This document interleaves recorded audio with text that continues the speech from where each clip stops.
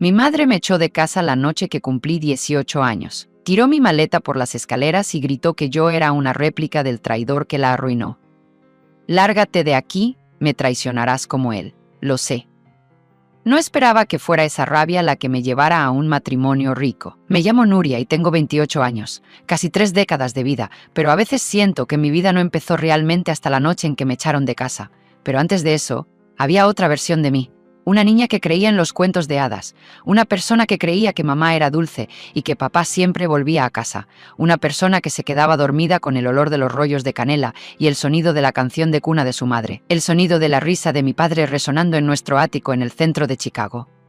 Vivíamos en el piso 36 de una torre de cristal que brillaba como un diamante por la noche. La vida, en aquel entonces, se sentía como un cuento de hadas. Segura, dulce e increíblemente perfecta. Mi madre, Linda, no solo era hermosa, era radiante. Su cabello castaño siempre caía en ondas ordenadas y brillantes. Sus tacones hacían clic como una melodía en los suelos de mármol. De día, era una estrella en ascenso en las finanzas. Inteligente, respetada, ferozmente elegante. De noche era mi madre, de las que preparaban sándwiches en forma de corazón para el almuerzo, que se arrodillaban para atarme los zapatos con un beso en la frente, que susurraban: «Eres mi rayo de sol», como si fuera un evangelio. Mi padre era un abogado de alto poder, siempre con un traje a medida, siempre al teléfono, pero cuando llegaba a casa, venía a casa con nosotros. Me cogía en sus brazos y me daba vueltas hasta que me reía tanto que no podía respirar. Pasábamos los veranos en el lago Michigan. Hacíamos muñecos de nieve en invierno. Yo era su única hija, su pequeña princesa. Nunca me sentí poco querida, pero entonces, cuando tenía 11 años, todo se resquebrajó. Era jueves. Lo recuerdo porque tenía clase de ballet después de la escuela. Cuando llegué a casa, las luces estaban apagadas. El apartamento parecía vacío. Mi madre estaba de pie en la cocina, descalza, con el rímel corrido. Una sola hoja de papel temblaba en su mano. A sus pies había un sobre y una botella de vino, medio vacía. No me miró, no dijo una palabra. Simplemente se quedó allí, con la mirada perdida, como si el tiempo se hubiera detenido. La carta, que más tarde me colaría en la basura para leerla, solo tenía 2 líneas. «Linda, lo siento. No puedo seguir así. La deuda es tuya ahora. Por favor, no involucres a Nuria. 1 capítulo. Mark». Eso era todo. Ni un te quiero. Ni una disculpa. Ninguna explicación más allá del hecho de que se había ido. Más tarde supe que se había fugado con su asistente jurídica de 20 y tantos años, una chica con pelo rubio falso y un Instagram lleno de bikinis y citas motivacionales. Dejó atrás casi 1 millón de deudas y un rastro de ilusiones destrozadas. Di un paso adelante, susurrando: «Mamá», y le cogí la mano. Fue entonces cuando me la apartó de un manotazo. «Vete a tu habitación». Su voz no estaba enfadada. Estaba hueca. Muerta. Esa noche, la oí sollozar desde detrás de la puerta de su habitación.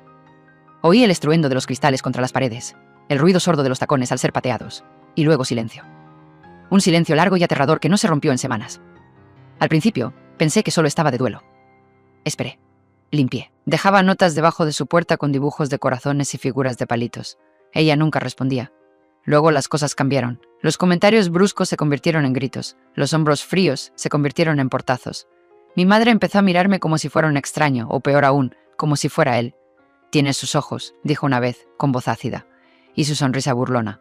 Dios, odio esa sonrisa. No sabía qué hacer. Tenía 13 años. Quería que mi madre volviera. Me esforcé más. Saqué todos sobresalientes. Limpié la casa. Incluso cociné una vez unos espaguetis horribles con albóndigas que se pegaban como goma. No se los comió. «¿Crees que cocinar una maldita comida te convierte en un santo?», espetó. «No intentes arreglar lo que rompiste». Era demasiado joven para entender que ella estaba proyectando. Que el hombre que la abandonó había dejado un cráter en su alma y no tenía dónde descargar la ira, excepto en mí. Se obsesionó con la perfección. Mi habitación tenía que estar impecable. Mi ropa planchada, tranquila y respetuosa en todo momento. Si tan solo dejaba un plato en el fregadero o olvidaba cerrar un armario, explotaba. «Eres un vago. Igual que él. Un parásito». Hubo una noche que nunca olvidaré. Había mencionado a mi padre, solo su nombre, en la mesa. No en defensa, solo en memoria. Dije: «A papá le gustaba esta sopa». Se levantó, se acercó a mí y me dio una bofetada tan fuerte que me ardía la mejilla durante horas. No vuelvas a pronunciar su nombre, me susurró. A partir de ese día, mi infancia se convirtió en una prisión silenciosa. Una vez me encerró en el trastero detrás del garaje durante 4 horas porque llegué tarde a casa de la escuela. Había perdido el autobús que esperaba a un profesor. Golpeé la puerta llorando, prometiendo que no volvería a suceder. Ella no vino. En otra ocasión, tiró mi tarta de cumpleaños a la basura delante de mis amigos porque no había pasado la aspiradora por el salón esa mañana. Los invitados se fueron pronto. Lloré sola en el baño. Se convirtió en un fantasma de sí misma durante el día, siempre perfectamente pulida en público. Seguía subiendo peldaños en el mundo financiero. Conducía un Mercedes nuevo, sonreía para las fotos en los eventos benéficos, organizaba cócteles como si no pasara nada. Pero yo lo sabía mejor. A puerta cerrada caminaba con cuidado. Apenas hablaba, apenas respiraba. Una noche la encontré desmayada en el suelo de mármol con sus tacones, agarrando una vieja fotografía de las 3, sonrientes, felices, completas. Había garabateado en ella con lápiz labial rojo. Mentirosa, ladrona, cobarde. Pasé de puntillas junto a ella con el corazón latiéndome con fuerza. Mi madre, la mujer que solía trenzarme el pelo y cantarme cuando tenía pesadillas, se había ido. En su lugar había otra persona. Alguien enfadada, destrozada y aterradora. Alguien que no me veía como su hija, sino como el recordatorio vivo y respirante de todo lo que había perdido. Una vez me dijo, «Tú también me vas a dejar». Como hizo él. Todos os vais. Eso es lo que hace la gente como tú. No sabía quiénes eran las personas como yo. Solo sabía que hiciera lo que hiciera, nunca sería suficiente. Y sin embargo, fuera de nuestra casa, nadie lo veía.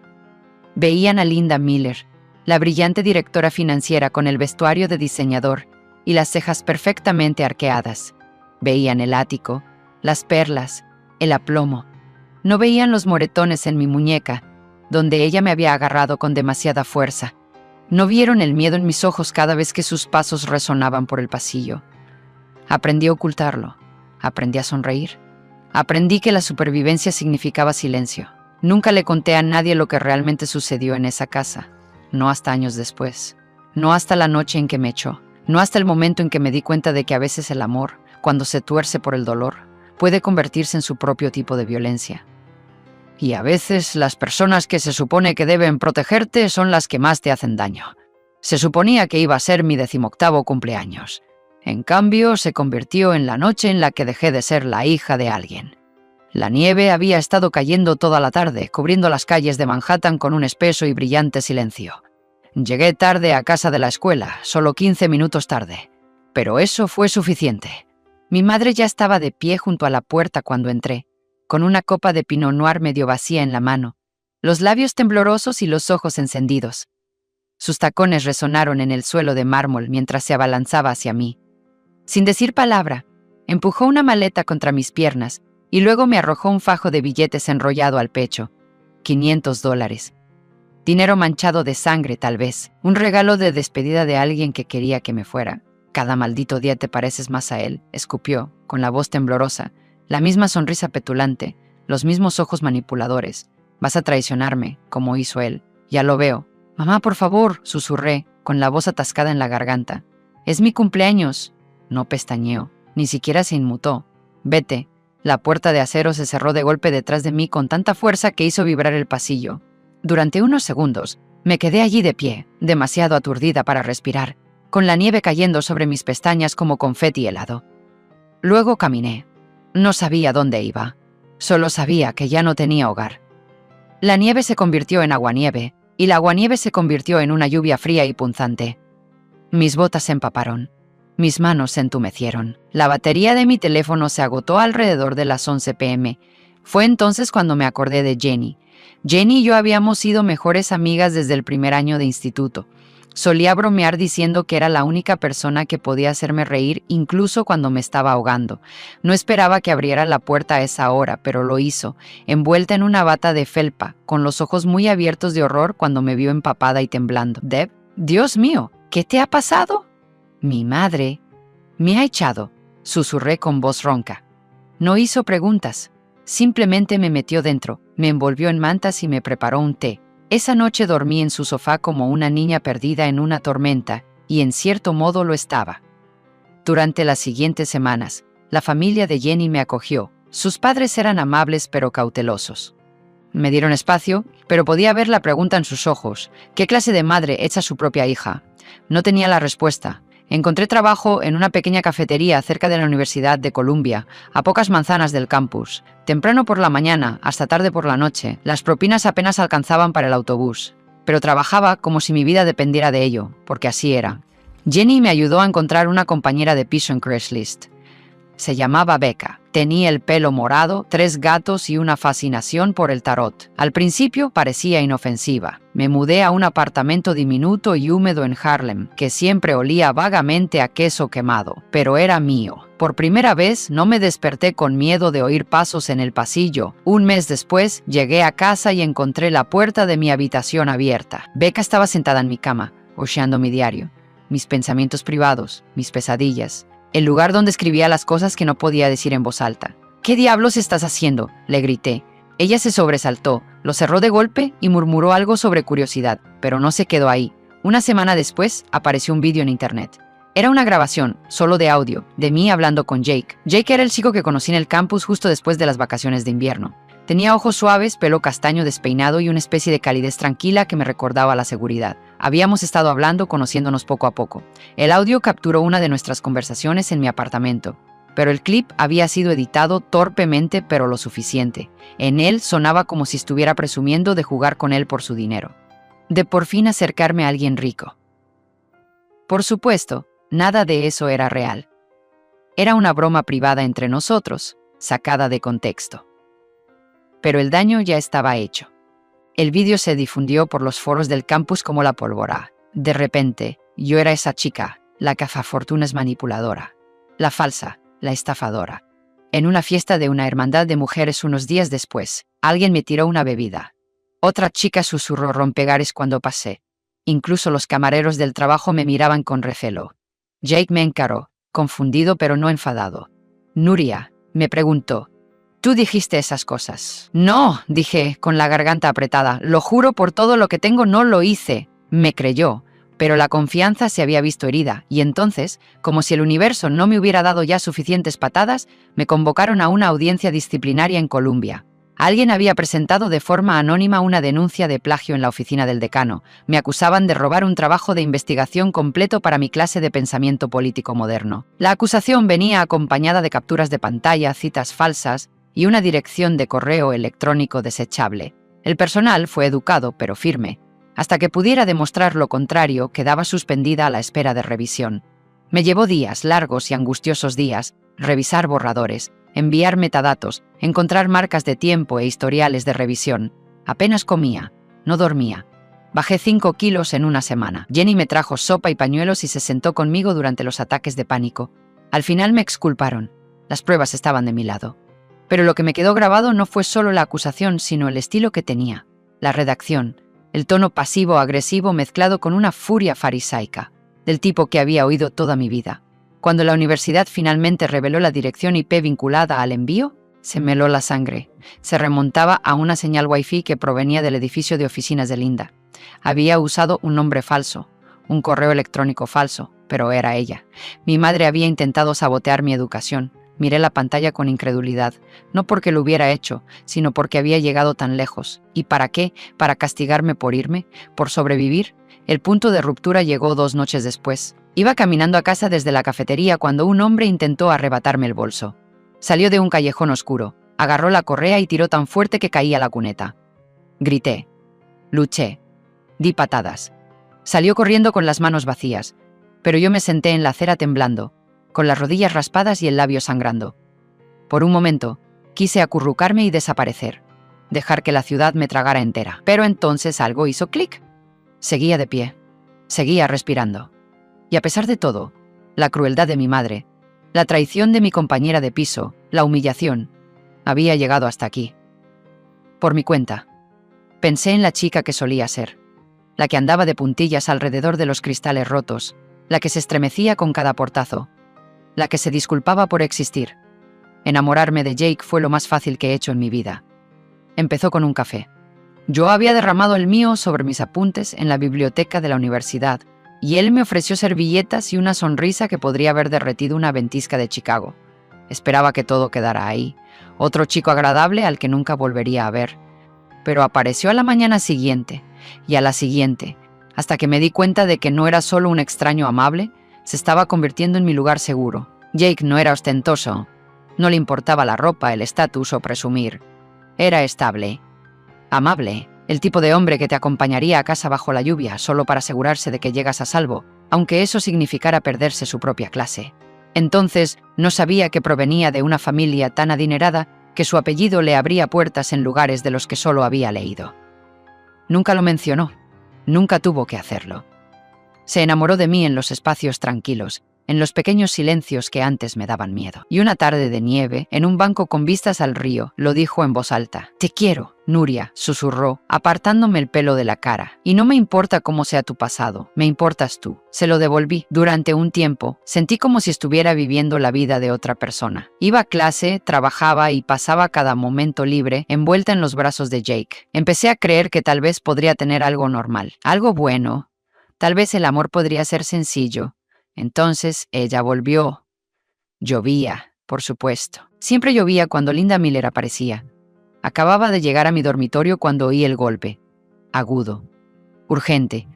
Abrí la puerta y allí estaba ella, con la gabardina empapada, el rímel corrido y los ojos desorbitados. «¿Crees que me has escapado, Siseo? ¿Crees que puedes huir y olvidar quién eres? ¿Le traicionarás? Igual que tu padre me traicionó a mí. Lo llevas en la sangre».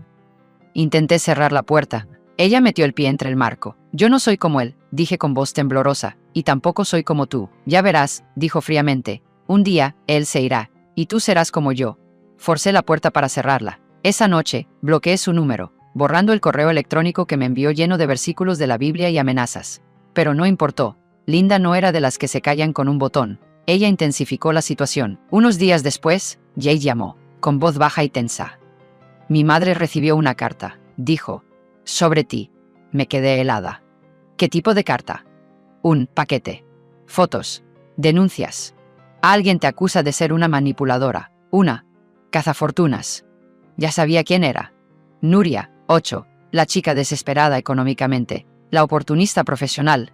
La carta afirmaba que había aprovechado a Jake para ascender socialmente. Venía con capturas de pantalla manipuladas de mensajes de texto falsos y fotos de cuando trabajaba en la cafetería, cuidadosamente elegidas para hacerme parecer desesperada. La madre de Jake, Eleanor Grayson, me citó en su finca de Westchester. Nunca me había sentido tan pequeña en mi vida como cuando me encontré frente a ella, en su salón de diseño beige, bajo una lámpara de araña que probablemente costara más que mi antiguo apartamento. Eleanor estaba sentada erguida en un sillón de cuero, con las manos perfectamente cuidadas y cruzadas sobre el regazo. «¿Qué quieres exactamente de mi hijo?», preguntó con voz de cristal. «No quiero su dinero», dije con sinceridad. «Lo quiero a él», no pestañeó. «Eso es lo que siempre dicen las chicas como tú». Jake entró justo a tiempo. «Mamá», dijo bruscamente, «esta es la última vez que lo diré. Quiero a Nuria», y punteacoventé. «O lo aceptas, o también me pierdes a mí». Me volvió a mirar, larga y fijamente. No había odio en sus ojos, pero algo parecido. Eso debería haber sido el final, pero no lo fue. Una semana después, el padre de Jake, Richard Grayson, recibió un aviso anónimo en su oficina corporativa. Una filtración. Documentos que sugerían tráfico de información privilegiada y archivos confidenciales que misteriosamente me atribuían a mí. La misma Nuria Miller que de alguna manera había accedido a correos electrónicos vinculados a la base de datos de la empresa Grayson. Congelaron proyectos. Su equipo legal investigó. Me llamaron. Me interrogaron bajo luces estériles. Yo no sabía nada. Pero alguien sí. Linda había enviado esa información a Carl Weston, un rival empresarial de Richard Grayson conocido por jugar sucio. La filtración procedía del propio rastro digital de Linda. Todavía tenía acceso a las redes financieras internas de su época en el sector. Pasó información clasificada y luego me tendió una trampa. ¿Por qué? Porque si no podía destruirme emocionalmente, me destruiría profesionalmente, en público. Pero no había terminado. Una mañana mi bandeja de entrada se llenó de mensajes de desconocidos. «Zorra desalmada, espero que tu madre muera sola». «¿Cómo has podido?». Confundida, revisé las redes sociales. Una publicación se había vuelto viral, una historia inventada que afirmaba que había abandonado a mi madre en el hospital mientras ella yacía moribunda. Venía acompañada de fotos borrosas de una mujer, que se parecía a Linda con una bata de hospital, junto con una trágica narración sobre una hija desagradecida que había dejado que su propia madre sufriera sola. Estaba en todas partes. La gente me etiquetaba, lo volvía a publicar, me llamaba desalmada. Jake corrió a mi apartamento cuando lo vio. Esto no es real, ¿verdad? No, sollocé. Ella lo montó. O contrató a alguien. Ya ni siquiera lo sé. Durante días, no pude salir de mi apartamento sin que alguien susurrara a mis espaldas. Mis compañeros de clase me miraban de otra manera. Los profesores evitaban el contacto visual. Perdí mi trabajo en la cafetería. El gerente dijo que estaba atrayendo atención negativa. La presión se sentía como una llave en la garganta. No podía dormir. No podía comer. Me quedaba mirando al techo a las 3 de la mañana preguntándome si alguna vez terminaría, o si simplemente estaba maldito a ser perseguido por la mujer que me trajo a este mundo. Pero cada vez que tocaba fondo, Jake estaba allí, firme, tranquilo, como siempre. Te creo, me dijo una noche, mientras me cogía la mano mientras lloraba. Y no me voy a ir a ningún sitio. Fue entonces cuando me di cuenta de la diferencia entre amor y control. Linda intentó poseerme. Jake simplemente me dio espacio para existir. Al final, empezamos a contraatacar. Jenny ayudó a rastrear el origen de las fotos del hospital, material de archivo de un sitio web médico de Rumanía. El hospital ni siquiera existía en Nueva York. Presentamos denuncias. Tomamos medidas legales. Pero el daño emocional ya estaba hecho. Hay un momento, justo antes de que llegue una tormenta, en el que el mundo contiene la respiración. El cielo se oscurece, el viento se calma y sabes que algo se avecina. Así es exactamente como me sentí la semana antes de la gala de la familia Grayson. Había pasado los últimos meses en modo supervivencia. Mi nombre había sido arrastrado por todos los rincones de Internet, mi reputación destrozada, mis planes de carrera descarrilados. Pero en algún lugar entre el caos y el silencio, algo se endureció en mí. Ya estaba harta de ser una víctima. Empezó con Jenny. No era solo una mejor amiga de las que están ahí para lo que haga falta, era una genio de la tecnología con una vena mezquina. Cuando le dije que sospechaba que mi madre estaba detrás de la filtración de Weston, no pestañeó. Se metió con el friki de la informática equivocado, sonrió Jenny. Empezamos a investigar. Correos electrónicos antiguos, copias de seguridad eliminadas en la nube, carpetas archivadas de cuando aún vivía con Linda. La mayor parte era basura, pero luego, enterrada en lo más profundo de la estructura de archivos de su unidad en la nube, encontramos una carpeta etiquetada como Personal Red, protegida por contraseña. Jenny tardó un día en descifrarla, y lo que encontramos me revolvió el estómago. Correos electrónicos entre mi madre y Carl Weston. Fechas, intercambio de documentos, confirmación de transferencias digitales. No solo había filtrado los datos confidenciales de Grayson, sino que los había utilizado como arma. Le había ofrecido acceso a Weston a cambio de su discreción y silencio. Incluso había un mensaje de la cuenta personal de Linda con un archivo adjunto titulado «Usar esto». Cuando Jenny lo abrió, era una carpeta comprimida llena de capturas de pantalla de informes internos de Grayson, que solo unos pocos miembros de la Junta habían visto. Me quedé mirando la pantalla con náuseas. Me tendió una trampa, susurré. Y casi destruye a la familia de Jake. Y estábamos a punto de enfrentarnos a ella, en público. La gala anual de la familia Grayson era el evento más exclusivo del año. Una elegante velada de vino, cuartetos de cuerda y gente con demasiado dinero y muy poca empatía. También era el lugar donde Jake planeaba presentarme como algo más que la chica con la que estaba saliendo. Llevaba un vestido de terciopelo negro, sutil pero elegante, el pelo recogido, sin joyas, sin ostentación. No lo necesitaba, tenía la verdad. Jake estaba a mi lado, con las manos cálidas en la parte baja de mi espalda. Podía sentir la mirada cautelosa de Eleanor desde el otro lado del salón de baile, pero por primera vez no me miraba con disgusto, solo vacilación. Eso fue suficiente, y entonces las puertas se abrieron de golpe. Linda irrumpió como un huracán vestida de seda y furia. Tenía las mejillas sonrojadas, los ojos inyectados en sangre y una copa de vino en una mano. Sabía que había estado bebiendo, su andar tenía ese balanceo apenas contenido, y su voz sonaba como un látigo cuando gritó: «¡Ella no pertenece aquí!». Todas las cabezas se volvieron. «¡Es una mentirosa! ¡Una parásita! ¡Igual que su padre!». Jake se puso delante de mí, pero yo salí de detrás de él. Ya no me iba a esconder. «No hagas esto, mamá», dije con voz firme. «Oh, haré lo que me dé la puta gana», gritó ella, arrojando su copa de vino al suelo de mármol. Se hizo añicos, salpicando rojo como sangre sobre el azulejo blanco. Se oyeron jadeos. Los teléfonos ya estaban grabando. «Ella te sedujo, Jake, es una serpiente. Te dejará como su padre me dejó a mí». Eleanor se puso de pie de repente. «¿Quién eres tú?», exigió, con una voz que atravesó a la multitud como el hielo. «Soy su madre», gritó Linda, «y te lo digo yo, es veneno. Los de seguridad ya se estaban moviendo. Jenny se interpuso entre el alboroto y yo, lista para saltar. «Te estás poniendo en ridículo», dije en voz baja. «Te lo di todo», siseó. «¿Y me tiraste a la basura?» «No», dije, mirándola a los ojos. «Tú me tiraste a la basura». Los guardias la escoltaron hasta la salida, agitando los brazos, gritando y jurando venganza. Pero el silencio que siguió fue peor. La gente me miraba con lástima, o con duda, o con confusión. Incluso con la verdad en la mano, seguía siendo la chica con la madre loca, y Linda no había terminado. A la mañana siguiente se filtró en internet una nueva grabación, un mensaje de voz, entrecortado, distorsionado, de mi voz diciendo: «Si no me da lo que quiero, me iré». Nunca lo había dicho. No así. Reconocí el audio. Fragmentos de una pelea que Jake y yo tuvimos una vez, hace meses, unidos, empalmados y editados para hacerme parecer una novia manipuladora y intrigante. Y funcionó. Otra vez. Internet se lo tragó. Jake se sentó frente a mí en la mesa de la cocina, con ojos cansados que escudriñaban mi rostro. «Tú no... No lo hice», susurré. «Lo sé», dijo, estirando la mano hacia mí. Esa noche, Grayson me llamó. «Vamos a ir a juicio», dijo con frialdad. «Esto se acaba ahora».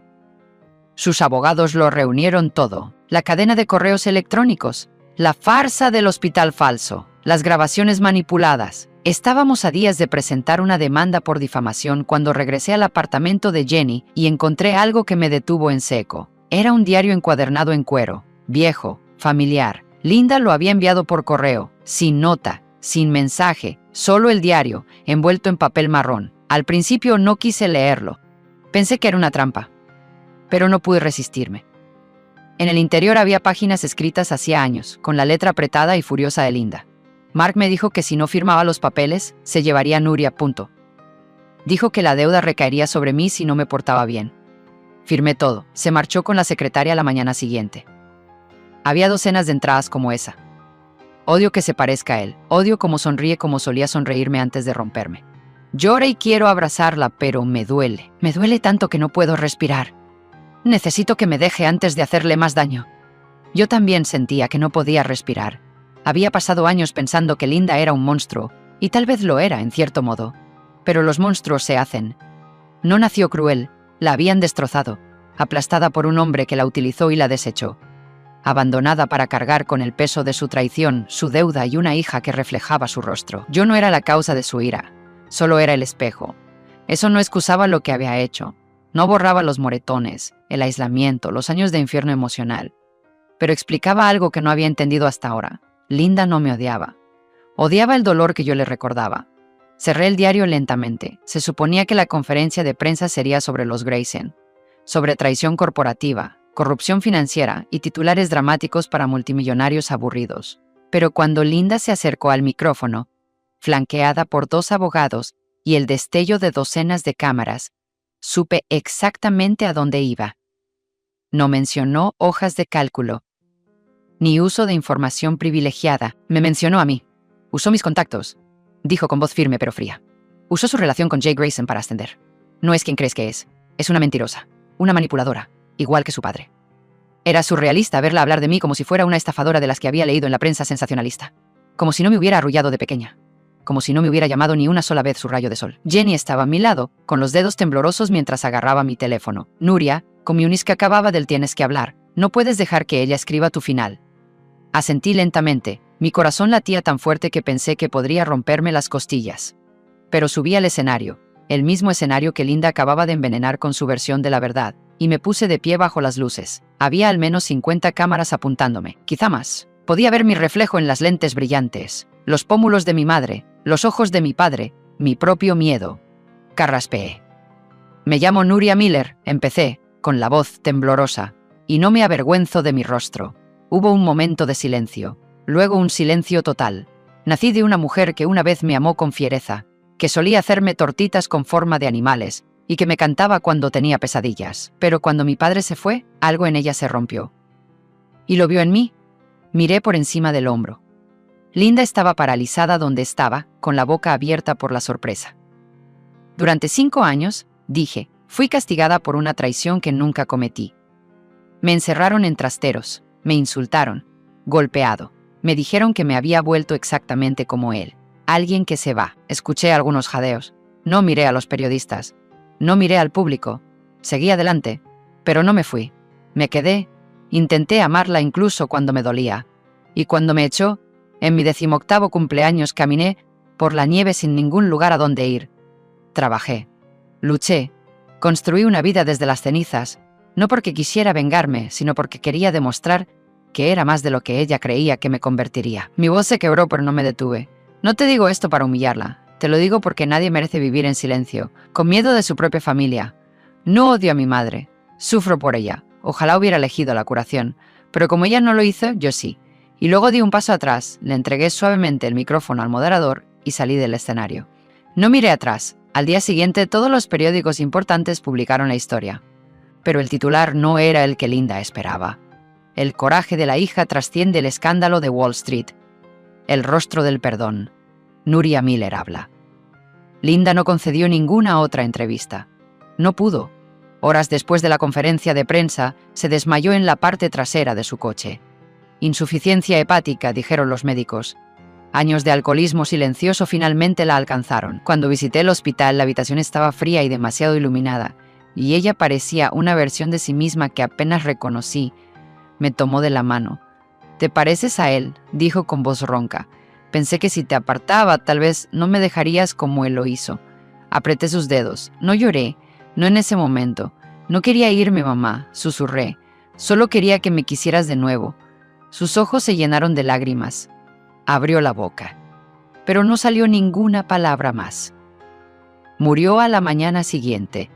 El funeral fue pequeño, silencioso. Un puñado de antiguos compañeros de trabajo, unos pocos parientes lejanos, un sacerdote que pronunció mal su segundo nombre. Me quedé en la parte de atrás, sin elogio, solo silencio. Semanas después, me llamaron a un bufete de abogados del centro. El abogado de Linda me entregó un pesado sobre negro. «Solo se debe abrir si yo ya no estoy», decía en su letra afilada y entrecortada. Dentro había una carta escrita a mano. «Nuria, odiaba tu rostro porque me recordaba al hombre que me destrozó. Pero la verdad es que me veía más en ti de lo que nunca quise admitir. Siempre fuiste más fuerte que yo, más amable, mejor. No sabía cómo amar sin miedo. No sabía cómo ser madre sin control. Lo siento, te dejé el apartamento de Lake Shore y $300. No es una redención, pero tal vez sea un comienzo. Te quise, incluso cuando no supe cómo demostrarlo». Lloré entonces. Unos sollozos horribles y temblorosos que no me había permitido sentir en años, porque parte de mí lo había necesitado. Necesitaba alguna prueba de que, bajo toda la locura y la crueldad, ella no había dejado de amarme. Me mudé al apartamento de Lakeshore. Era más pequeño de lo que recordaba. La pintura estaba desconchada, pero en la esquina, todavía clavado en la pared, había un trozo de papel descolorido con un dibujo infantil. Una niña con forma de palo cogida de la mano de una mujer con un vestido rosa. Ella y yo. Había un pequeño sol en la esquina. Había escrito mi rayo de sol debajo con un rotulador brillante. En uno de los cajones encontré otro diario. Este era más antiguo. Páginas rotas. Notas que decían: «Ella sonríe como él, pero ilumina la habitación. Tengo miedo de arruinarla». Quizá ya lo haya hecho. Quemé la última carta que escribió, la llena de maldiciones, escrita después de que ingresara en Columbia. Encendí la esquina y vi cómo se marchitaba junto al lago Michigan, el mismo lago que solíamos visitar los fines de semana de verano cuando las cosas todavía iban bien. Escribí un artículo para The Chicago Tribune. Lo titulé La luz que elegí. Crecí bajo la sombra de una mujer que no podía sanar. Pasé años tratando de ganarme el amor de alguien demasiado roto para dármelo, pero al final no elegí la venganza. Elegí la paz, no por ella, sino por mí. Se hizo viral. Llegaron cientos de mensajes de personas que habían vivido historias similares, niños, supervivientes, adultos todavía atormentados por las palabras que sus padres dijeron en un momento de ira. Sentí como si hubiera abierto algo y el mundo se me hubiera derramado encima. Y luego llegó la boda. Jake y yo estábamos bajo un arco de flores con vistas a la ciudad, su mano en la mía. Su voz era firme. «Puede que sea dueño de todo el bloque en el que trabajaba tu madre», susurró, sonriendo, «pero tú eres lo más valioso de mi vida». Me reí, con lágrimas cayendo libremente. Ya no era la chica que había sido expulsada en una noche de nieve. Era la drag Nuria Miller, investigadora de salud pública en los CDC. una esposa, una superviviente. Linda quería que llevara su dolor como si fuera una herencia, pero elegí algo diferente. Elegí la luz. Ahora quiero saber de ti. ¿Alguna vez has tenido que alejarte de alguien a quien amabas, solo para protegerte? ¿Crees que el perdón significa olvidar? ¿O es algo más poderoso? Deja tus pensamientos en los comentarios. Me encantaría escuchar tus historias, tus lecciones y tu luz.